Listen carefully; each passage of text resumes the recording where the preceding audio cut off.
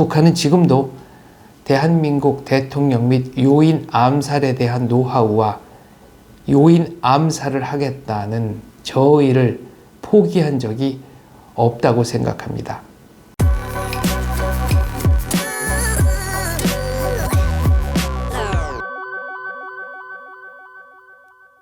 시청자 여러분 안녕하십니까? 생생현대사 장원재입니다. 오늘 들려드릴 얘기는 북한이 시도한 대한민국 대통령 암살 미수 사건에 관한 것입니다. 첫 번째 암살 미수 그리고 세 번째 암살 미수는 비교적 잘 알려져 있습니다. 그런데 두 번째 암살 미수 사건은 상대적으로 덜 알려져 있습니다. 제가 북한이 시도한 대한민국 대통령 암살 시도라고 말씀드렸는데요. 알려진 것만 그렇다는 겁니다. 그러니까 북한이 특수요원을 서울에까지 잠입시켰던 사례가 3차례라는 겁니다. 그 밖에 얼마나 더 많은 암살 기도가 있었는지는 잘 모릅니다. 알려진 것 하나하나 추적을 해보겠습니다. 첫 번째, 1968년 1월 21일에 있었던 121 사건입니다.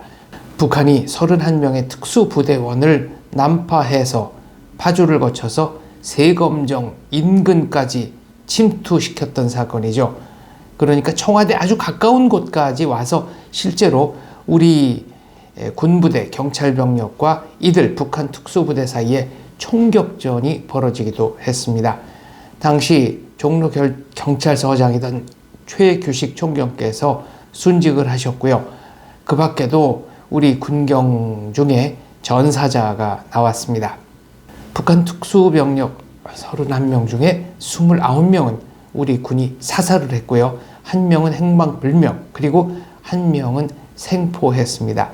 이때 생포한 사람이 바로 김신조 소위, 지금은 목사님으로 활동하고 계시다고 하죠. 김신조 소위는 생포 후 기자회견에서 청와대 까부수고 박정희 목 따러 왔수다 라고 얘기했습니다.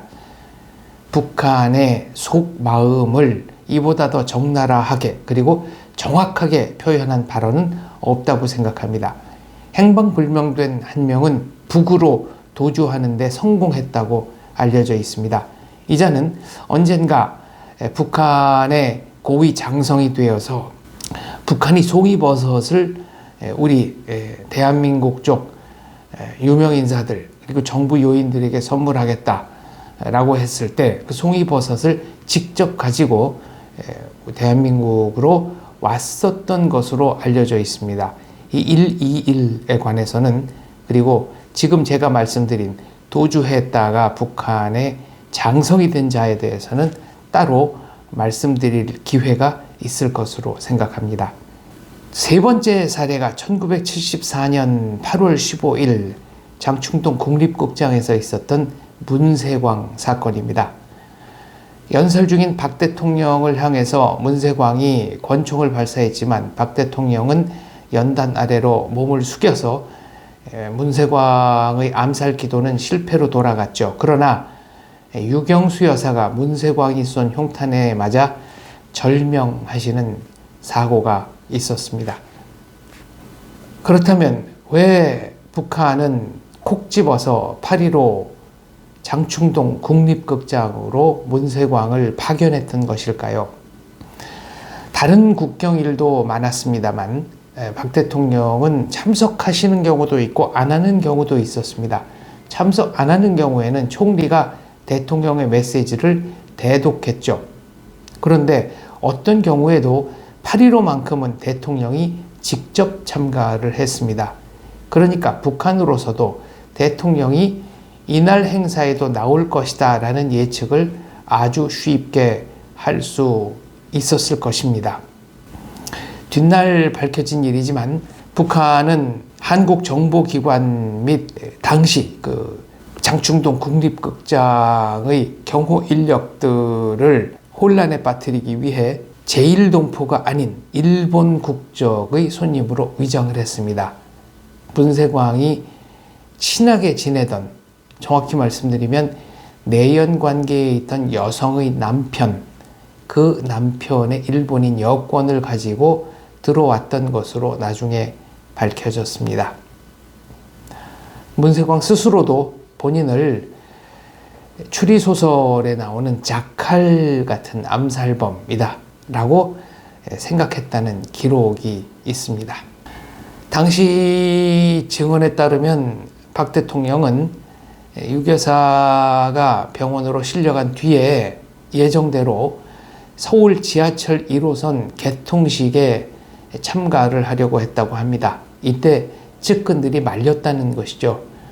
역사적 사례를 보면 암살자들은 1선, 2선, 3선 등 첫 번째 시도가 실패했을 때 두 번째 시도, 두 번째 시도가 실패했을 때 세 번째 시도 등등 예비 암살자들을 대기시켜 놓는 경우가 허다했다.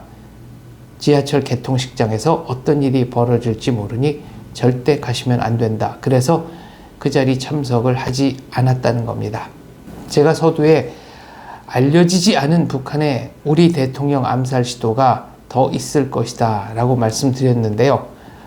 아마 74년 8월에도 문쇠광 말고도 박 대통령의 암살을 예비했던 누군가가 있었다는 합리적 추리가 가능합니다.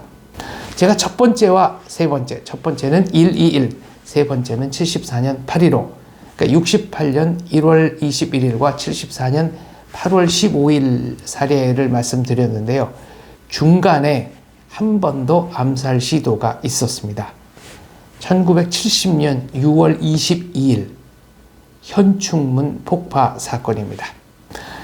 6월 22일 새벽 3시 50분, 통금이 4시까지였는데 그 통금 시간에 움직여서 현충문으로 접근한 일련의 괴한들이 있었습니다. 이들은 유선 그리고 전파, 무선 등으로 작동하는 폭발물을 현충문에 설치했습니다. 그런데 이것이 본인들의 기기 조작일지 아니면 모종의 전파 간섭 현상이었든지 그만 터져버리고 말았습니다. 현충문의 추녀 일부가 폭발이 됐고요. 무너졌고요. 그리고 인근에서 팔다리가 잘린 채 방치가 된 시신 한 구가 발견이 됐습니다. 폭발물을 설치한 북한의 특수요원이었습니다. 그렇다면 왜 1970년 6월이었을까요?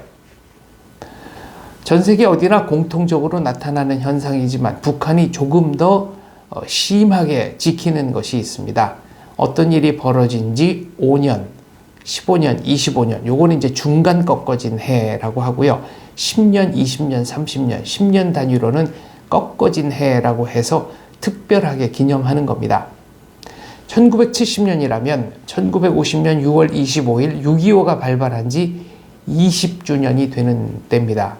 그러니까 이때 박 대통령이 현충원, 그러니까 동작동 국립묘지를 찾을 것이다 100% 확신을 하고 이때 동선에 맞춰서 폭발물을 설치를 했던 겁니다.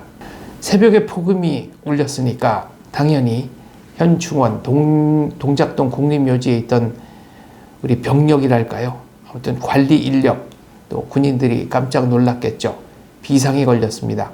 그리고 동네 주민들, 특히 초등학생들로부터 며칠 전부터 수상한 3인조가 계속 이 주변을 왔다 갔다 했다라는 증언을 들었습니다. 결국 수색 끝에 7월에 사당도의 한 야산에서 이들이 숨어 있었던 은신처가 발각이 됐습니다. 우리가 찾아낸 거죠. 그 은신처 안에서는 소음권총, 그러니까 발사를 하더라도 소리가 나지 않도록 조치한 소음권총과 몇 가지 무기, 또 공작금, 단파, 청취, 라디오 등등이 나왔습니다. 거기서 이 비트, 그들이 은신했던 곳에서 3인조다라는 확신을 가진 우리 군 당국은 이들을 추적을 했습니다. 인천 계양산이 첫 번째 목표였습니다. 인천 계양산은 인근에서 가장 높은 산이고 또 강화도까지의 도주로 확보가 용이했죠.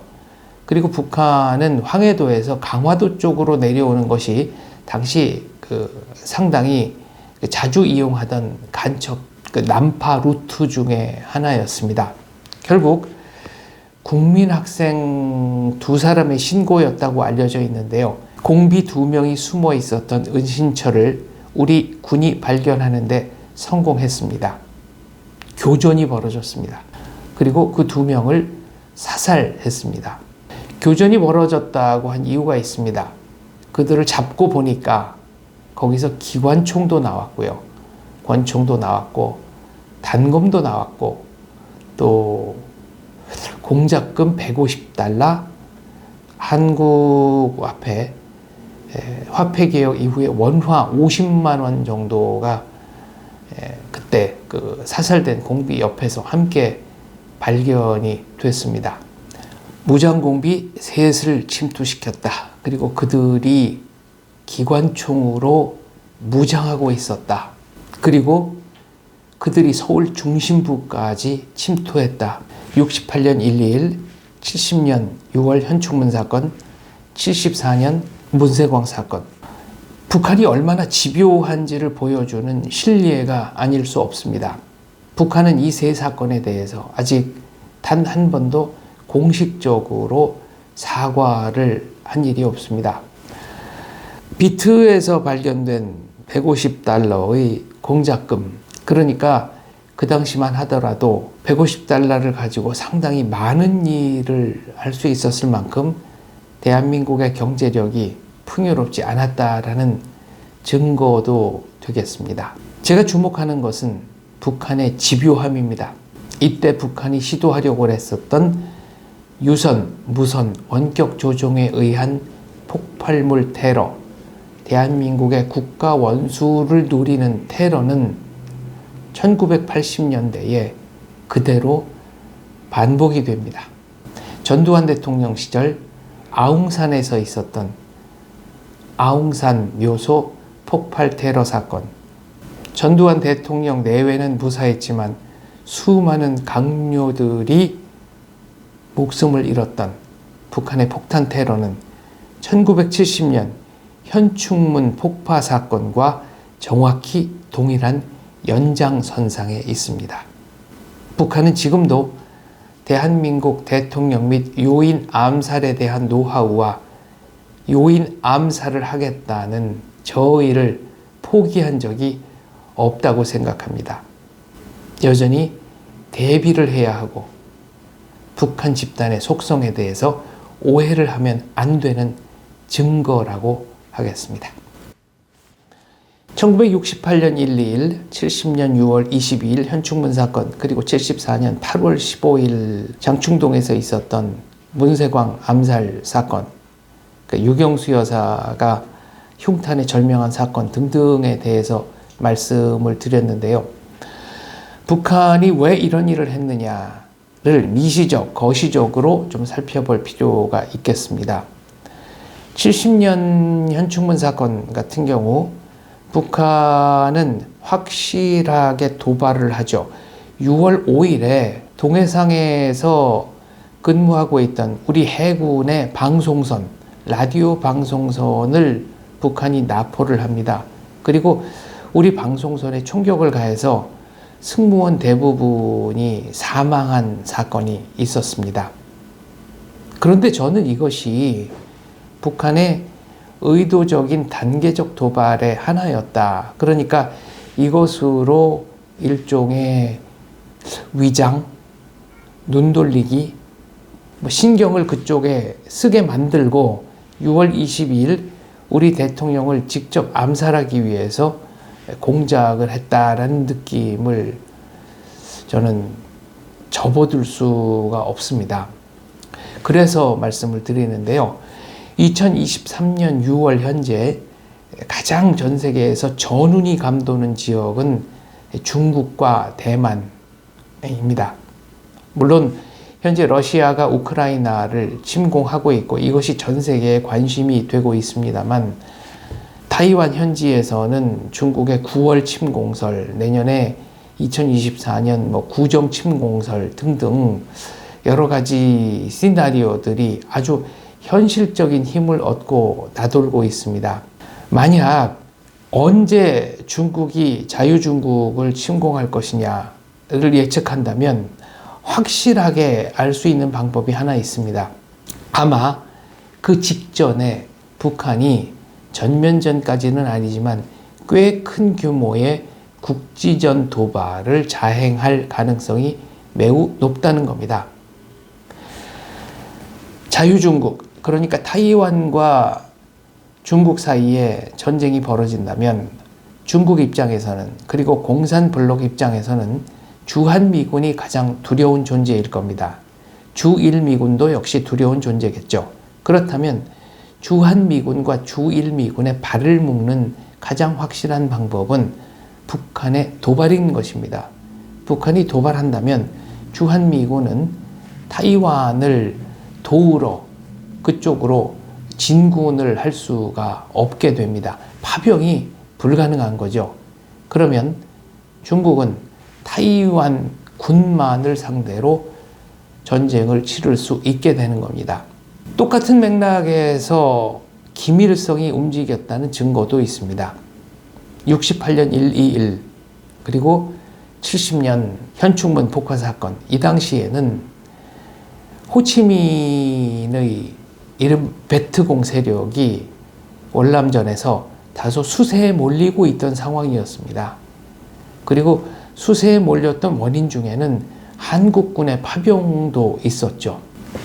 한국군의 파병은 주한미군을 한반도에 그대로 주둔시키기 위한 고육지책인 면도 없지 않아 있었습니다. 박정희 대통령이 케네디 대통령에게도 먼저 제안을 했고 린든 존슨 대통령에게도 먼저 제안을 한 것으로 알려져 있죠.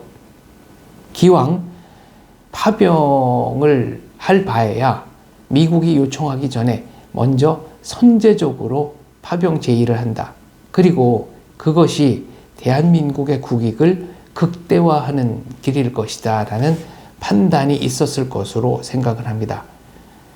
실제로 미군 그리고 미국의 대통령, 특히 린든 존슨 대통령은 대한민국에 어마어마한 감사의 뜻을 표했습니다. 당시 반전 여론이 일어나면서 미국에서는 월남전 자체에 대한 회의론이 막 시작이 되고 있었고 커지고 있던 상황이었는데 한국군의 파병은 그야말로 천군만마였죠.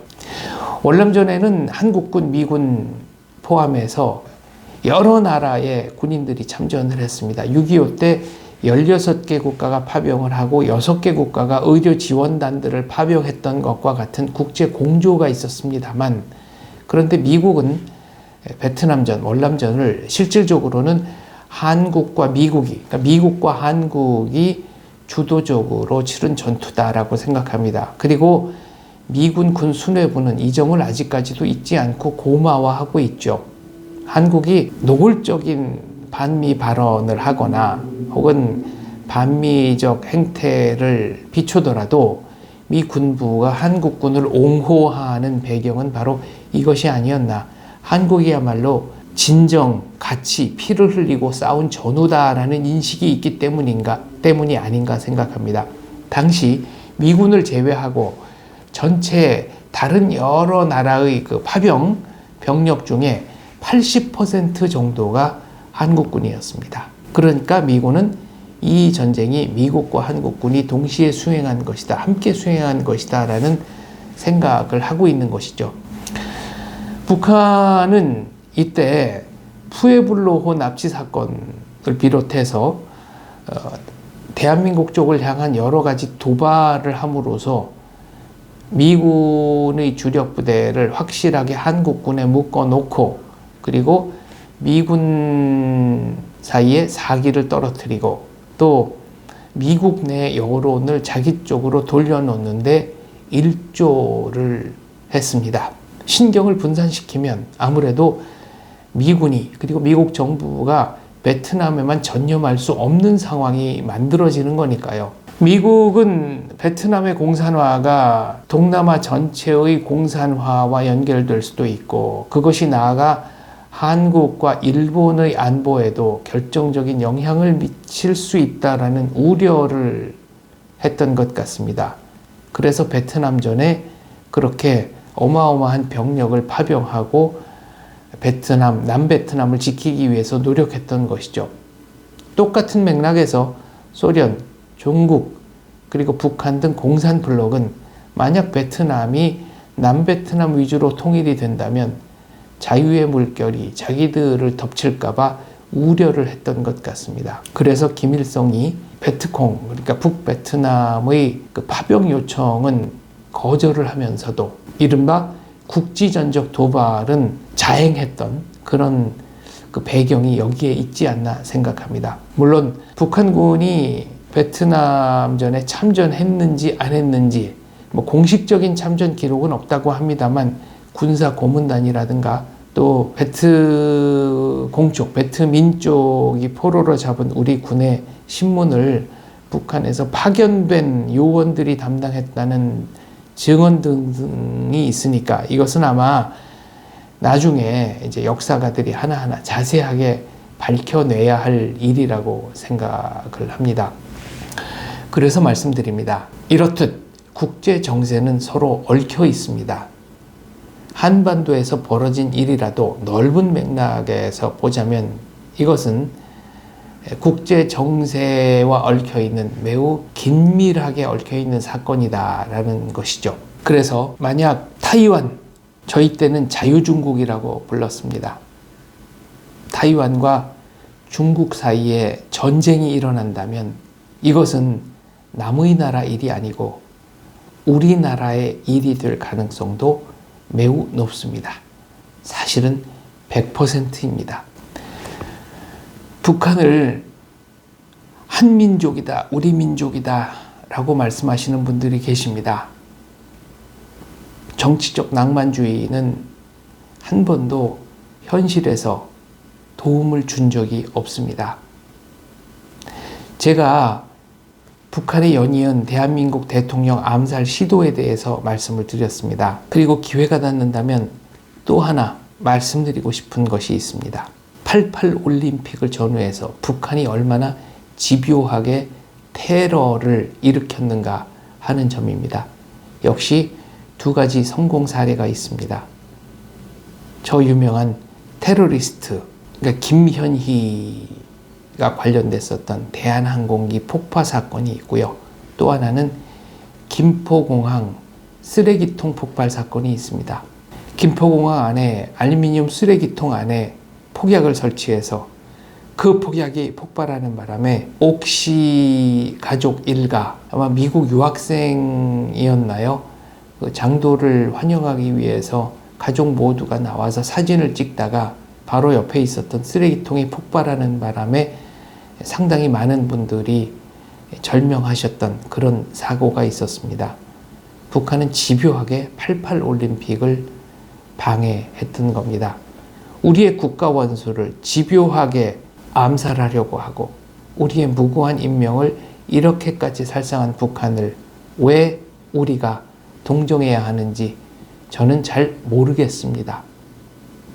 북한의 수뇌부 김씨 일가와 북한 주민을 우리가 구분해서 생각해야 하는 이유입니다.